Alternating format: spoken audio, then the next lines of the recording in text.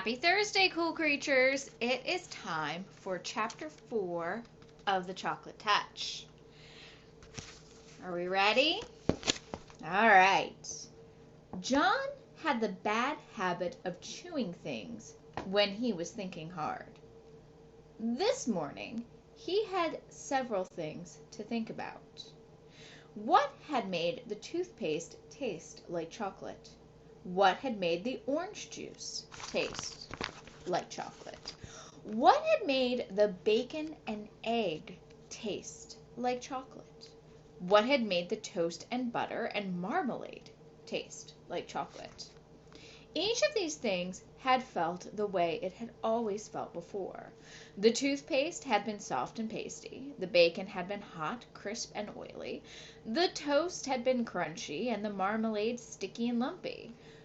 But everything had tasted like the chocolate he had eaten in bed last night. John put a gloved thumb in his mouth and thoughtfully chewed. His mother had frequently pointed out to him that chewing his gloves made little holes that let the cold air in.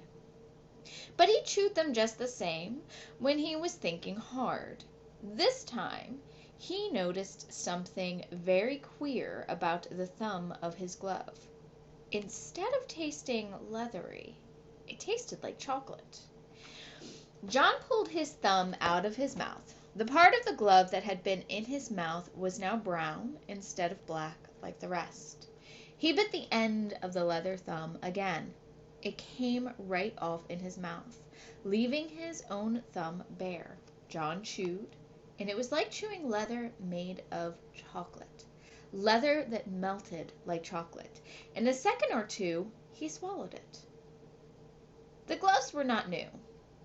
John had had them quite a while. He couldn't understand why he had never thought of eating them before. He tried to tear off one of the fingers, but the leather was too strong for him. He put it into his mouth, and it immediately turned into chocolate. Then he was able to break it off easily. He popped it into his mouth and chewed it up and swallowed it. It was delicious. Walking along, devouring his glove, John did not notice one of his schoolfellows, Spider Wilson, until he heard his voice. "John's gone crazy! John's gone crazy!" Spider yelled. Then he turned on John. "Don't they feed you where you live?" he sneered. Spider was in the grade just above John's, and was one of the meanest and slyest boys in the whole school. John gulped down a large piece of the second glove's palm and looked pleased. "What's the matter?" Spider demanded. "Do your people make you eat leather?" "This is special leather," John replied. He licked his lips and sighed contentedly. "It turns into chocolate as soon as you put it into your mouth. Look." John bit off the glove's little finger and took it out of his mouth. "Now it's chocolate." He put it back into his mouth and gulped it down. Here we have a picture of Spider coming up and saying things and teasing John. "Give me a piece," Spider said. "Why should I?" John wanted to know. "They're my gloves." "Hand over a piece," Spider said. "Do I eat your gloves?" John asked reasonably, his mouth full of chocolate. "Why should you eat mine?" "Those aren't real gloves," Spider said. "Whenever one person has candy, he has to share it with the others. That's the club rule." "What club?" John asked. "Never mind what club," Spider said. "But you'd better let me have some of that chocolate." Without waiting longer, Spider snatched what was left of the second glove. John was too surprised to resist, and he didn't want to anyhow. He had a feeling that he'd had enough chocolate for a while. He was getting a bit thirsty. Spider ran only a little way ahead. When he saw that John wasn't going to fight to get the glove back, he started to eat his prize. He stuffed the leather into his mouth and took a big bite. Spider stopped short in his tracks. He frowned and bit deep into the leather again. Disgusting. It tasted worse than just leather.